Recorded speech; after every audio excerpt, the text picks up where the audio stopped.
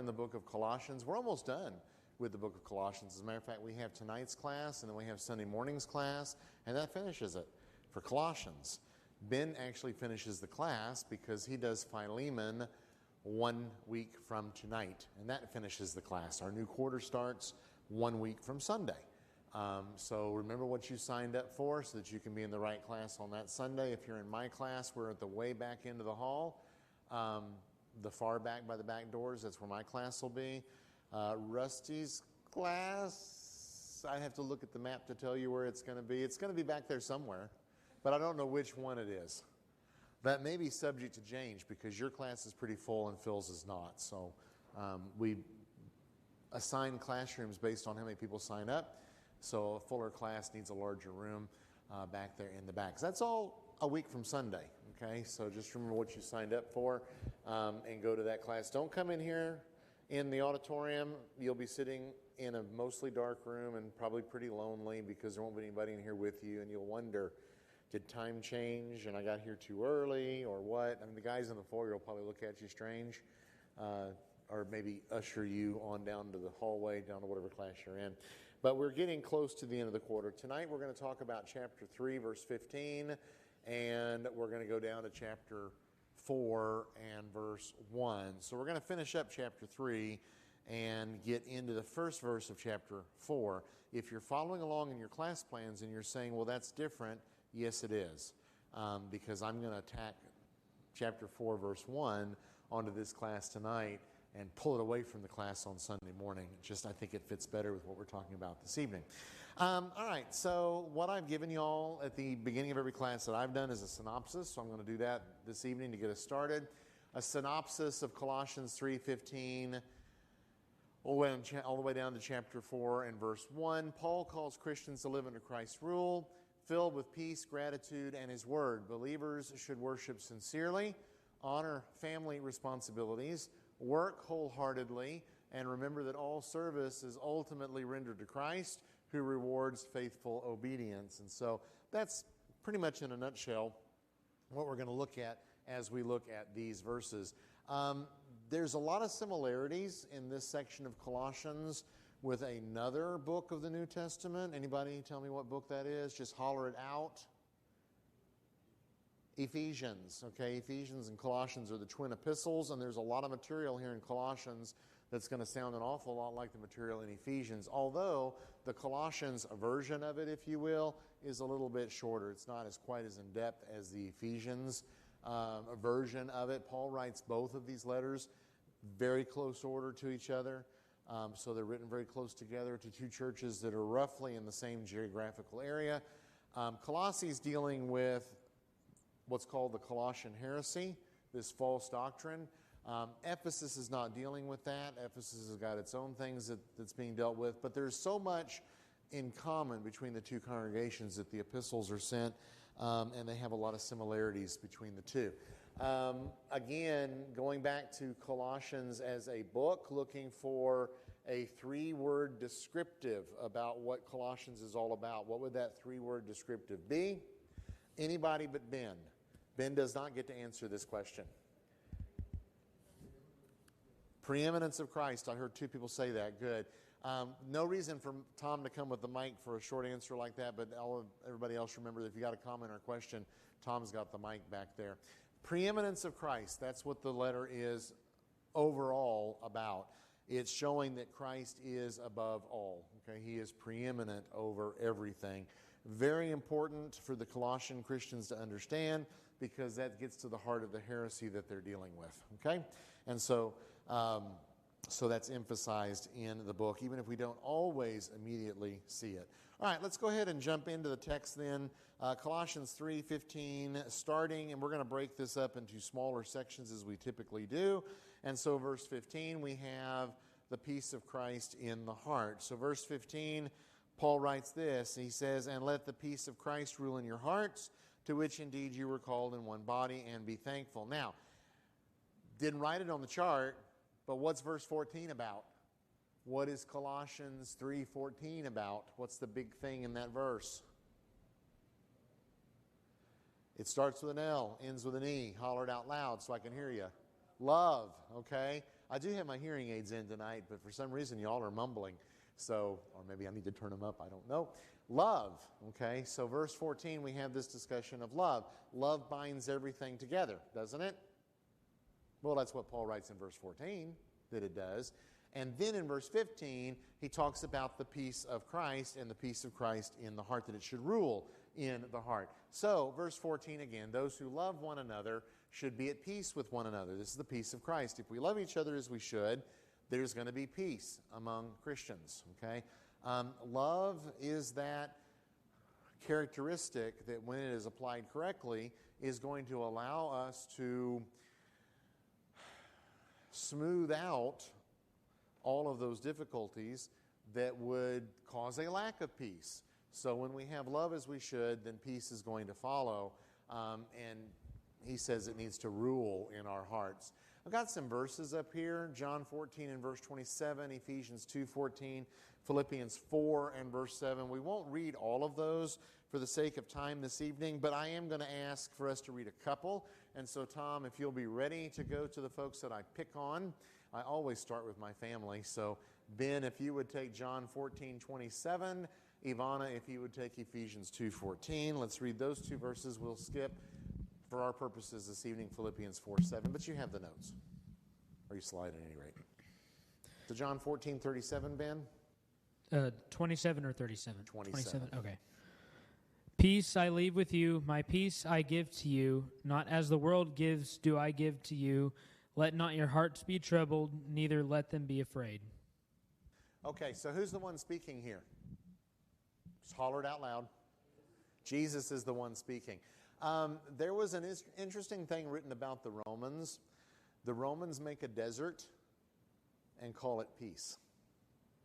So the Romans achieved peace by completely and totally annihilating their enemies. Think about Carthage, okay? They sowed Carthage with salt after they finally conquered it for the last time. That was done so that the people of Carthage could no longer... Why would you sow salt?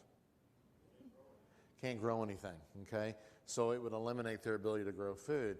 So I think it was Seneca that said, don't quote me on that, but I think it was Seneca that said the Romans make a desert and call it peace. You know, sometimes we know how that works, right? We have an argument with someone and we defeat them either by being louder than they are or just continuing it longer than they want to continue, and the other individual finally just gives up because they've had enough. And we say, well, the argument's over. That's peace. That's not. Ivana's got a smirk on her face over there because sometimes that's how we argue. And I'm the one that makes a desert and calls it peace when we argue. And now she's agreeing to that statement and chuckling as well. Well, that's not the kind of peace that Jesus is talking about here in John 14 and verse 27, is it? It's not peace that destroys your opponent and that rules out all opposition. It's a different kind of peace. All right, that's John 14:27. Let's look at Ephesians 2:14. Ivana?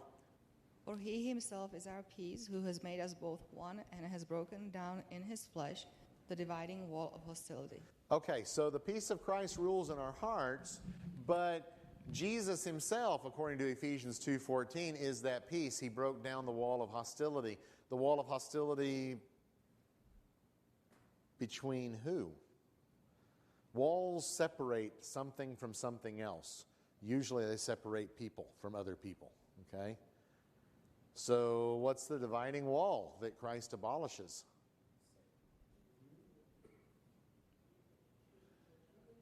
Jew and Greek, okay? Jew and Greek. And by the way, we've already seen that in the book of Colossians. So that's the dividing wall that's taken away. Christ makes peace between all mankind. And so, again, I think I talked about this on Sunday.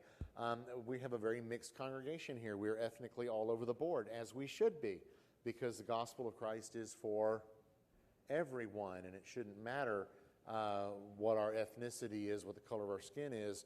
None of those social distinctions or racial distinctions should matter at all when we're in Christ, when we have the peace of Christ, okay? So he's taken away the wall, the dividing wall, the wall of hostility, and made peace. And so our relationships as Christians should be ruled by peace. You know, it's interesting to me how many times churches have problems they get squabbles, they have splits, and sometimes it's because of a doctrinal issue, okay? If somebody wants to bring in a piano into the worship, that's going to cause a split here at North Beach. I don't know how big of a split, but it'll cause a split. There will be the one who brought the piano in, if nothing else, is going to be him against everybody else. It's a doctrinal issue, okay? And so that's going to cause a problem.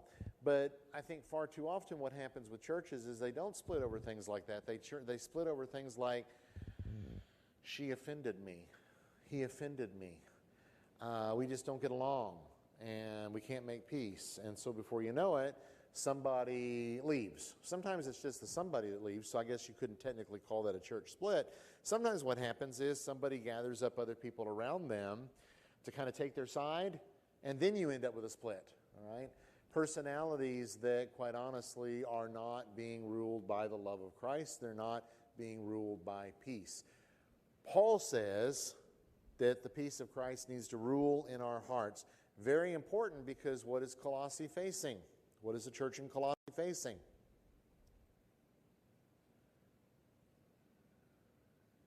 What's the big problem that they're facing in Colossae? The Colossian heresy, okay? Sometimes I don't think I lead enough with my questions to make it clear what it is I'm looking for. False doctrine, okay?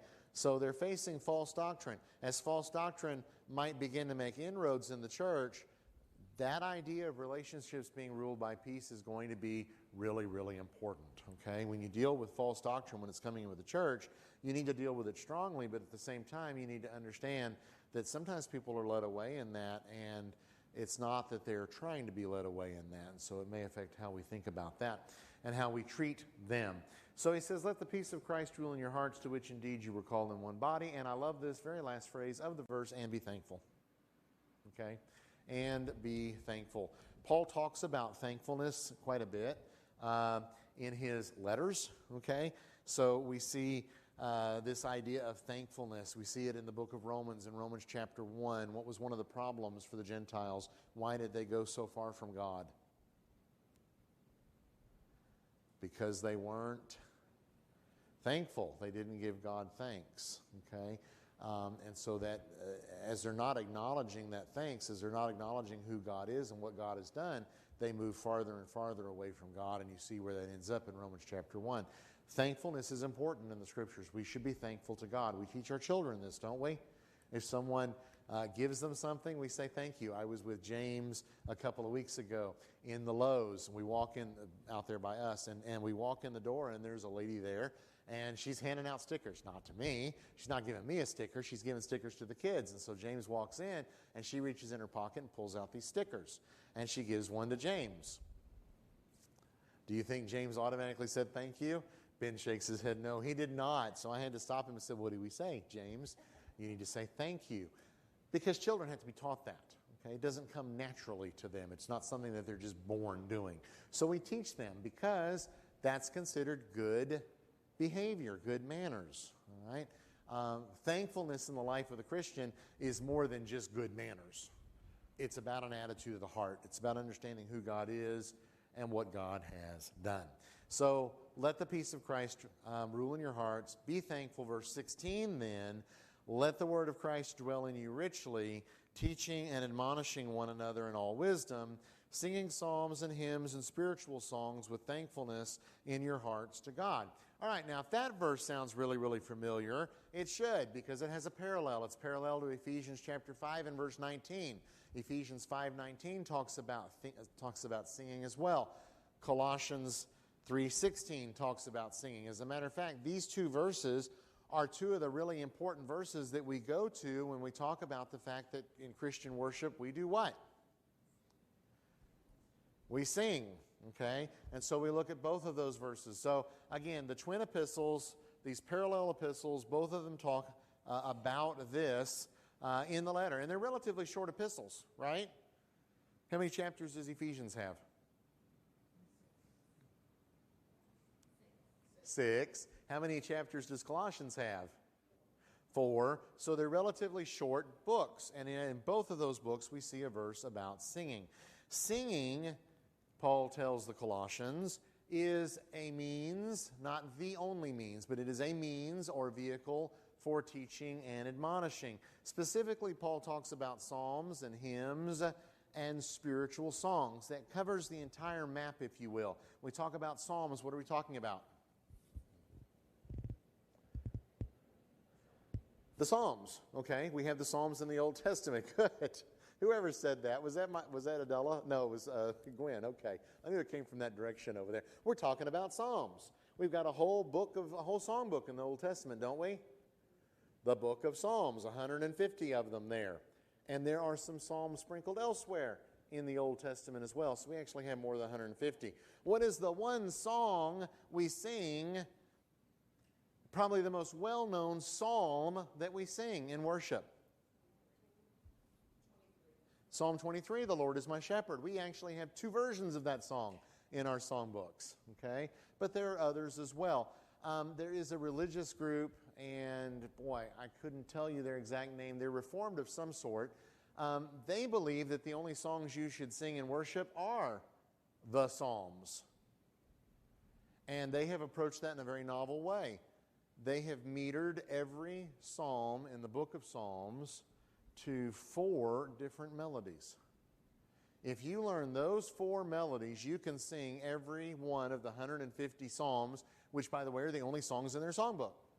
And if you're interested in how they do that, you can actually buy their songbook online. Go to Crown and Covenant Publications. I can remember that without remembering the church. Crown and Covenant Publications, and you can buy their hymnal. It's got all of the psalms in there because they don't believe you should sing anything other than those. And rather than have 150 different melodies, you got 4 melodies. And every psalm fits into one of those 4 melodies. That's kind of neat, okay? But what's not neat is the idea that you can only sing psalms, because Paul talks about hymns and spiritual songs. What is a hymn? Anybody know what a hymn is? A spiritual song. It's a song of praise to God, okay? A hymn is a song of praise to God. Most of the psalms are those kind of songs as well, but not necessarily all of them. And then you get spiritual songs. Spiritual songs are different. They're not necessarily songs of praise to God, but they're songs about spiritual things about God. I'm happy today. What's the actual name of that song? I'm happy today. I'm happy today. Oh, yes, I'm happy. We remember this song? We don't sing it very much, okay? That's a spiritual song. So they cover across the board, okay? Psalms, hymns, and spiritual songs. They're all songs that have to do with spiritual matters. Why don't we sing Old MacDonald Had a Farm here in worship? Because it's not a psalm, a hymn, or a spiritual song. Could we take the melody and write words to it? We sure could, and the words could then make it into a spiritual song, but that doesn't mean that the original would have been. Why don't we ever sing the national anthem? Same thing. It's not a psalm, a hymn, or a spiritual song, so we don't sing it here in our worship, okay? Even though it's pretty common in our culture. If you go to a baseball game, they do the national anthem. If you go to the Fort Worth Symphony, they do the national anthem at the beginning of every performance, okay? And people sing to it. Really pretty impressive. If you ever get down to the Fort Worth Symphony, pretty impressive how they do the national anthem and the audience sings to it. But it's not appropriate for worship, okay? It doesn't fall into these categories. Again, looking at this, I mean, you look at verse 16, he says verse 15, he says, and be thankful. Then in verse 16, at the end of that, he says, with thankfulness in your hearts to God, okay? So he comes back to that idea of thankfulness being important. I do want to go back to that second point that's up there on the screen, is a means or vehicle for teaching and admonishing. This is something that we as Christians need to be really, really careful about. Whether it be an old song or a new song or somewhere in between, songs are meant to teach. And when we sing songs in worship, they not only worship God, but they teach and admonish one another. And there are some songs that are sung in the religious world today that would not be appropriate here because they teach things that are not biblical, that are not in accordance with Scriptures. And I'm not talking about poetic license, okay? Poetic license, I understand, has a role in music and songs like it does in poetry. I'm talking about songs that just blatantly teach things that are contrary to God's Word. We need to be careful about those kind of songs, all right, and not sing them to other Christians because we're teaching them something that isn't true, okay? So I think about songs that might come out of a Calvinist background where they believe that once you were saved, you were always saved, or people have been predestined to salvation, others have been predestined to being lost. Those things come out sometimes in the songs, and we need to be careful about that. The good thing is some of these songs that are sung, when they go out of copyright, it's amazing how quickly other people will say, we like that song, but we just don't like some of the words. It's no longer copyrighted, so what are we going to do? We change the words, okay? I've got a song that I'm kind of working on for the congregation as a song. I've been waiting for my family. I've got 2 music people in my family to kind of give me feedback, and I sent it to them, and their silence has been deafening, which kind of worries me. But it's an old Christmas song from Shaq. Well, I made it into something different, okay? So it's not a translation, it's an adaptation of the song, but it uses the melody. But I could do that. Oh, you don't like my song? Oh, dear.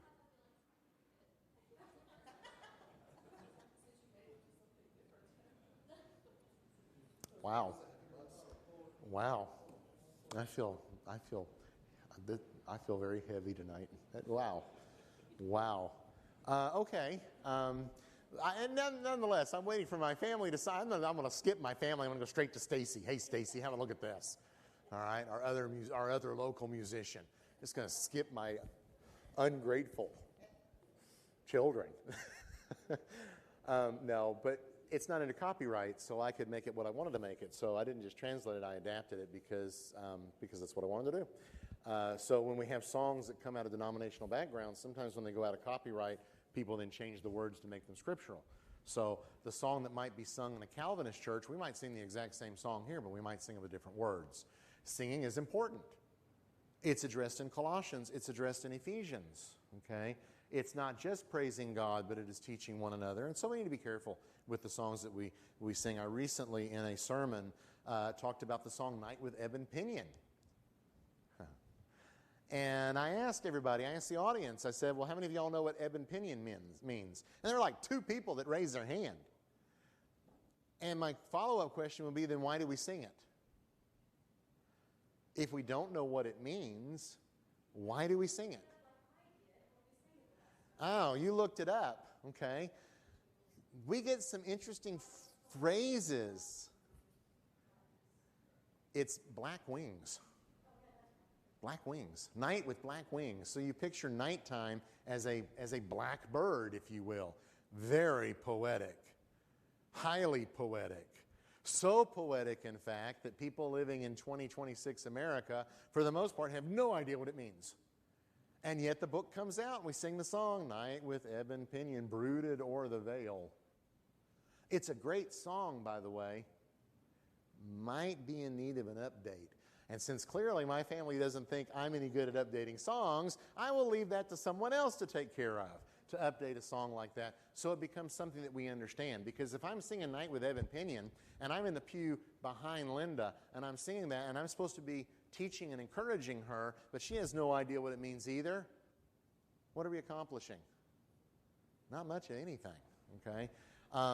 Songs, what would have been understood to people 150 years ago is not necessarily understood today, okay? I make the point, Sherry, with the King James Version. Sherry is our King James Version aficionado over there. And there may be others as well, but they don't tell me that because then I know I'd pick on them when I teach. King James was great if you lived in 1611. It was probably pretty great if you lived in 1950 when everybody read the King James. It's a lot more difficult today because a lot of people don't. I grew up with the King James. That's what I grew up reading. And you know what? 40 years after leaving the King James, it's really hard for me to go back and look at something in the King James because it's not the way we speak. So Songs sometimes need updating, just like translations sometimes need updating. But enough of that. Let's move on. Verse 17. And whatever you do, Paul says, in word or deed, do everything in the name of the Lord Jesus, giving thanks to God the Father through him. All right, so do all in the name of the Lord. Everything that a Christian says or does should be by Christ's authority. That's what it means to do in the name of the Lord, okay? It means by his authority. So we're looking for authority for the things that we do and the things that we say. Is this something Christ authorizes or not? Don't want to get into a large discussion about authority, but that's what Paul is saying there. Everything that we do needs to be by the authority of Christ. And again, in verse 17, Paul says what? Be thankful. Okay? We need to have thankfulness to God through Christ. Why? Because of his preeminence. Okay? That gets us full circle. It's not there in the verse. That's my interpretation. It gets us full circle. Okay? Everything should be done by Christ's authority. Why? Because he's preeminent. We give thanks to God through Christ. Why? Because he's preeminent. Okay? What word is dwelling in us when we sing? The word of Christ. Why? Because he's preeminent. It's all about Christ and all about his preeminence. Again, dealing with this heresy that is knocking on the door, if you will, at the church at Colossae. All right, any questions about or comments about anything down in verse 17? Because in 18 we're going to get a shift in thought, shift in topic. Anything at all? All right, let's go ahead then and look at verses 18 through 21.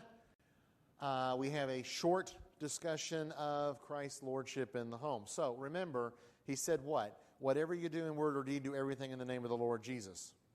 Jesus' authority is important. Verse 18, wives, submit to your husbands as is fitting in the Lord. Husbands, love your wives and do not be harsh with them. Children, obey your parents in everything, for this pleases the Lord. Fathers, do not provoke your children, lest they become discouraged. So,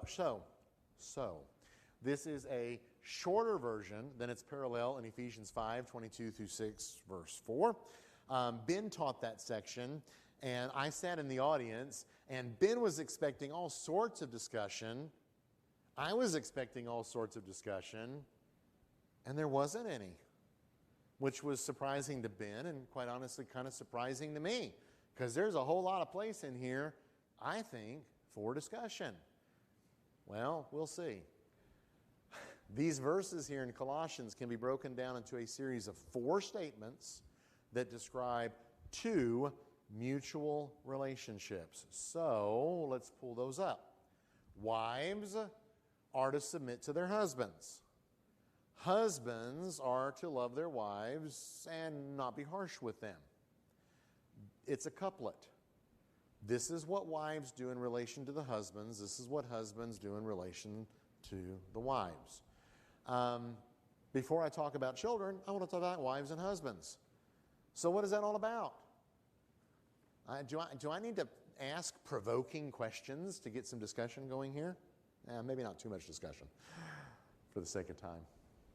What happens, ladies, if your husband is a real jerk?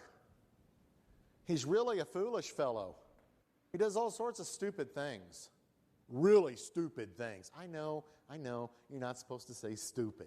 I get that all the time from my kids because their teachers don't say stupid. Well, I'm in the generation, we said stupid, so I guess I'm just politically incorrect. But when I give you my example, I think you're going to agree. Pretty stupid. What happens if you're married to a guy like that, ladies? An absolute fool. Stacy knows where I'm going. It lit up on her face. Sounds to me like you're going to read about Abigail. Well, no, I'm not going to read about her, but we're going to talk about her, okay? Yeah, if you're married to someone like that, ladies, think about Abigail. Who in the world was Abigail? She had a really foolish husband. What was that guy's name? Nabal, okay? We remember Nabal, don't we? His sheep are out grazing with David's sheep, and David's men protect Nabal's sheep. And then David sends a message to Nabal, hey, I need some supplies. You need to help me out here. By the way, nothing inappropriate with that request from David. And it's not really a request, okay? It's couched as a request, but it's not really one. What's Nabal's response? Who is David? I'm not going to give him anything. When that message gets back to David, what does David do? He's going to kill him. He gets his armed men ready, and he's going to go and kill Nabal and wipe out his family. Nabal is a harsh, insolent, foolish, stupid individual. Doesn't have any more good sense than a rock. But Abigail, oh, she's nothing like it. You kind of wonder how these two ended up together. Arranged marriages. That's how they ended up together. Okay? What does she do? She wants to save her household. She sends gifts to David. She goes to David and says, please forgive my really, really, really foolish husband. And does David listen? He does. Nabal is spared. He then dies later, and Abigail becomes David's wife. Now, why do you suppose David thought Abigail would probably be a pretty good catch? I mean, he's already got others, so he's increasing his harem. But why Abigail? She was smart. She was wise. That's the kind of woman you want, right? Okay. Wives, submit to your husbands. Paul doesn't say, as long as they're smart, intelligent, and make good decisions. Submit to your husbands. And sometimes that means submitting to some pretty bad decisions. Thankfully, Ivana has never had to submit to me while I make a bad decision, ever. And I hope all of y'all know I'm being really sarcastic in that regard. And she's given me her, oh, don't be even that stupid kind of look, okay? Yeah, I made some pretty bad decisions. I'll probably make some more pretty bad decisions in my life, but you still submit. Husbands, love your wives and do not be harsh with them. Husbands, what if your wives don't make the best decisions? Is it an excuse to be harsh with them? No. Okay. I'm never guilty of that either. Right, Ivana? No, we're safe inside a building. I don't think the lightning's going to hit me here. For those of you that did not hear what she was saying. It's the two sides of the coin, okay? There's submission and there's love and not being harsh from the man's standpoint. Yes? But did Abigail submit to him because she went around him based on this? Yeah, she did. Because she wasn't contradicting him. She was using her right as a wife to go save her household, including her children. I don't think so. I don't think so. Okay, that's my take on it, is that she's not doing anything untoward. She's saving her household. Quite honestly, saving him too. Because David doesn't kill him. I mean, he dies under other circumstances, but not at David's hand. Well, if he had killed her, then she'd be by herself. If David would have killed him, then she'd have been by herself. Yes. Well, yeah, and she would have. Well, that comes after, but she would have been killed too. There wouldn't have been anybody to come to David. Okay, I think it's wisdom. Interestingly enough, we see some women in the Old Testament who display that kind of savvy, if you will. Jael. Do we remember Jael? Come on, y'all don't remember Jael? Yeah, she drives a tent peg through the general or the king of the opposing army. He's come in and wants to rest in her tent and wants her protection. When he's asleep, pound, pound, pound, right, goes through the tent peg right through her temple and into the ground, okay? And she saves her people, so she's remembered in a good way, Jael. I saw a shirt somewhere with the Proverbs 31 woman, okay, Jael, with a picture of her. I don't know about that. But at any rate, savvy, wisdom, okay? Wisdom, and I think that's what you see with Abigail. She shows that wisdom. All right, so those are the two coins. Let's see if I can find my controller there. All right. Then we have the other relationship, children. Children are to obey their parents in everything. Is it an absolute everything? If parents tell their children to disobey God, what do the children need to do? obey God. Okay? It's understood even if it's not stated explicitly in the text. Fathers, do not provoke your children to the point of discouragement. Okay?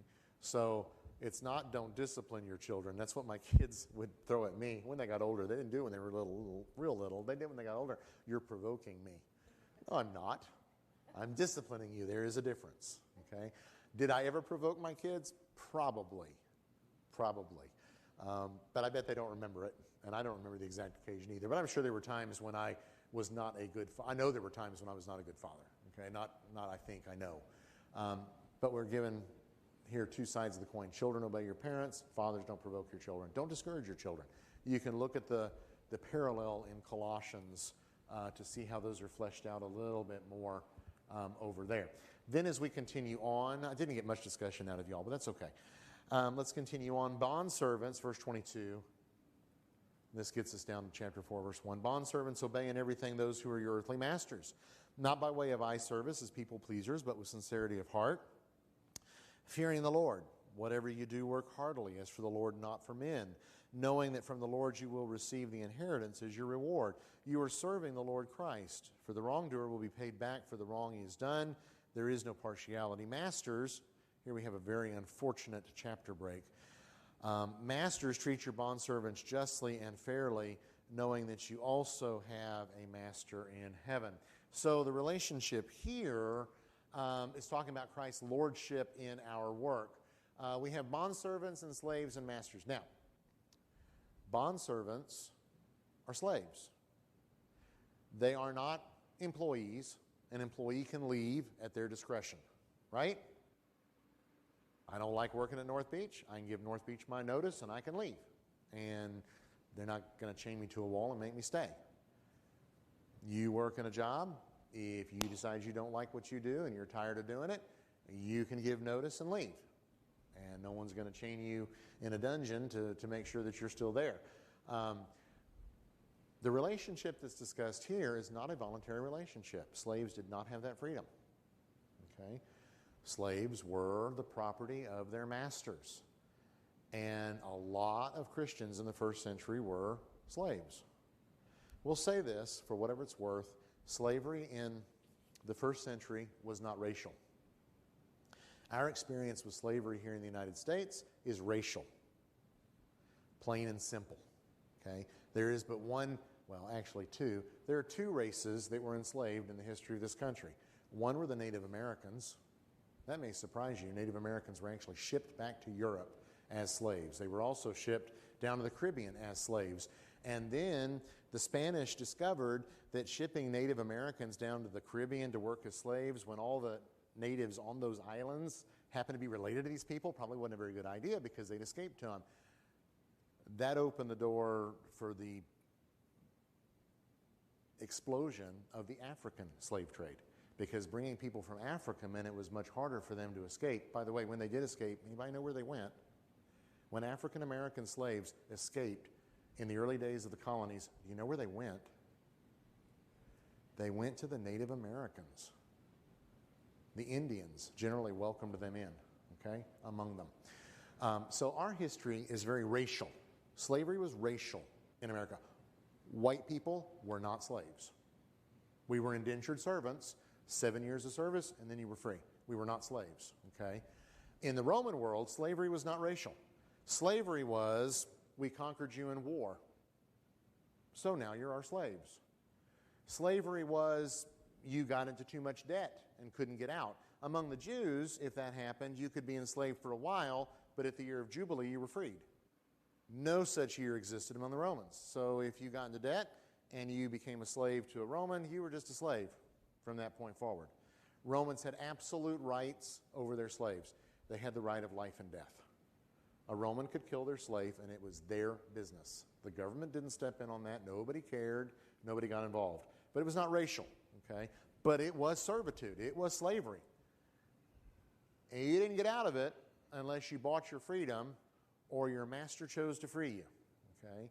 So slavery was pretty bad in the Roman world. Lots of different estimates as to how many people were slaves, but it was a sizable number in the Roman world. And it was a sizable number among Christians. Lots of Christians came from the slave class, if you will. And so when Paul addresses this, he's not addressing this in Colossae because there's one or two in the congregation. He's addressing this because there's probably a sizable number in the congregation who are slaves. How are we to act? We're free in Christ. Why are we still enslaved to this person? So Paul answers that. He also addresses masters. It is a different relationship than the employee-employer relationship, although the principles, I think, apply today as well. Okay? So those principles have bearing. We are to work, okay? We are to work as if we work for who? The Lord, because we do work for the Lord. So let me pull up the next slide. Slaves are supposed to obey. Even if you don't like it, you're supposed to obey. Okay? Now, is an employee's obedience absolute? No. We can always quit and go work somewhere else. Okay? But if we're going to stay and work, we need to do what we're told to do. Okay? As employees. Come up. Obedience should be sincere and in fear of the Lord. So we obey not just when someone's watching, because someone is watching. Who's the someone who's watching?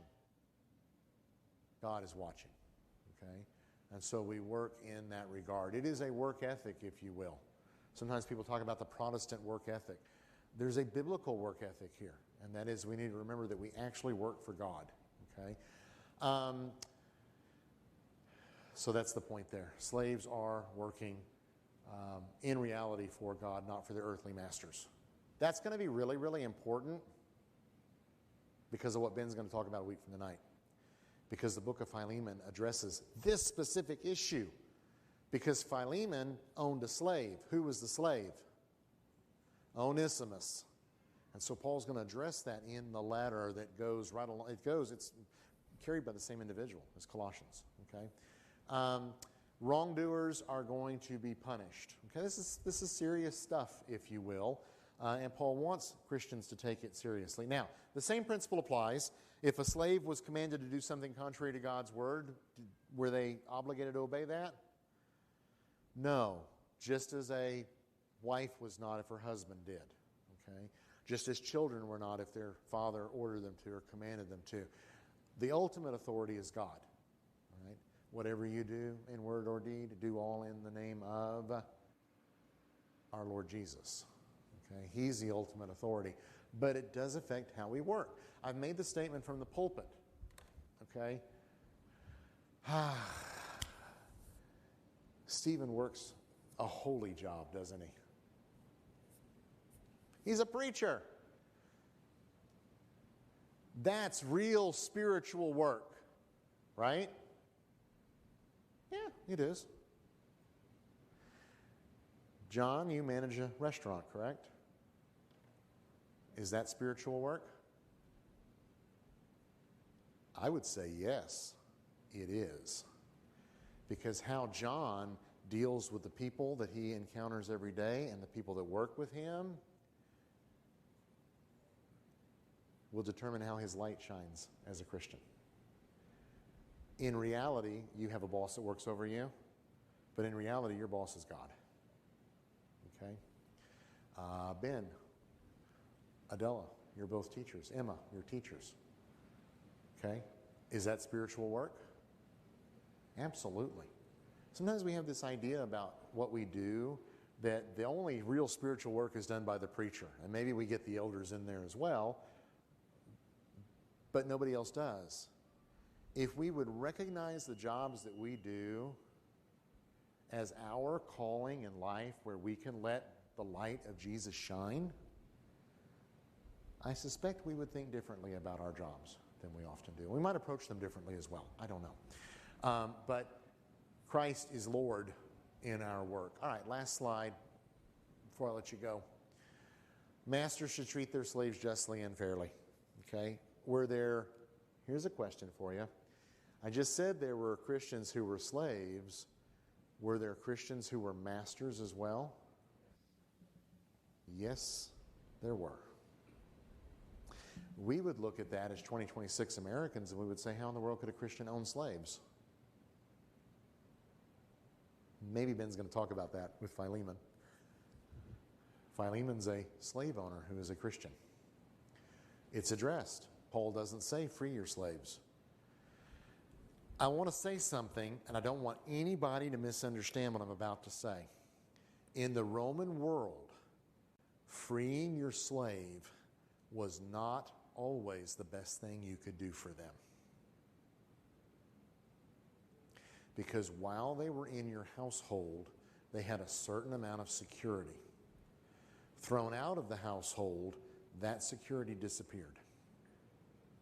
And so sometimes it would have actually been unfair and unjust for a master to just say, okay, I'm a Christian now, you're free.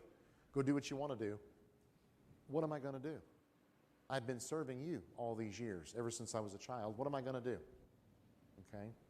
So rather than abolishing the institution, Paul doesn't do that. New Testament doesn't do that. It's regulated.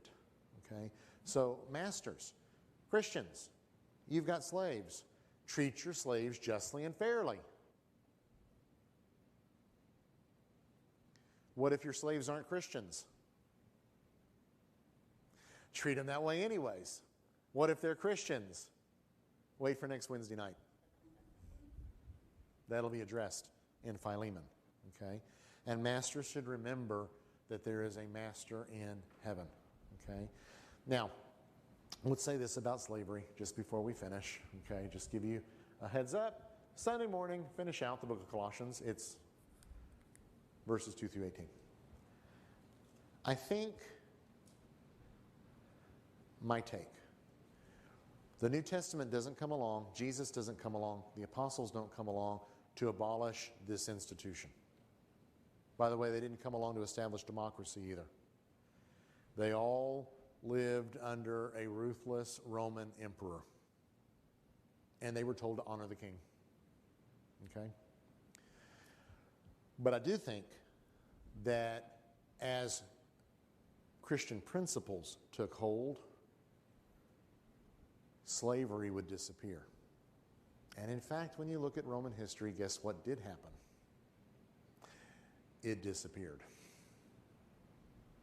in the Roman world as the Roman world increasingly became Christianized, with quotation marks, okay? Slavery went away. Not because it had to, but because people's hearts changed, okay? What we do as Christians, what we believe as Christians, how we're supposed to live as Christians, affects us individually, but it affects the society around us as well. If you want to change society for the better, it is not done at the ballot box. It is done every day when you go to work, when you live your lives as lights shining for Christ. That is how we change the world around us. No other way will ever work. And we see over and over in history that that's exactly what it's done. When Christ's people do what they're supposed to do, it will affect people around them. Okay? One last example before the bell rings. Christians are persecuted for the first 3 centuries. They are being killed. You would think that if you start off with 10,000 Christians and 8,000 of them are killed, that eventually you'd get rid of what?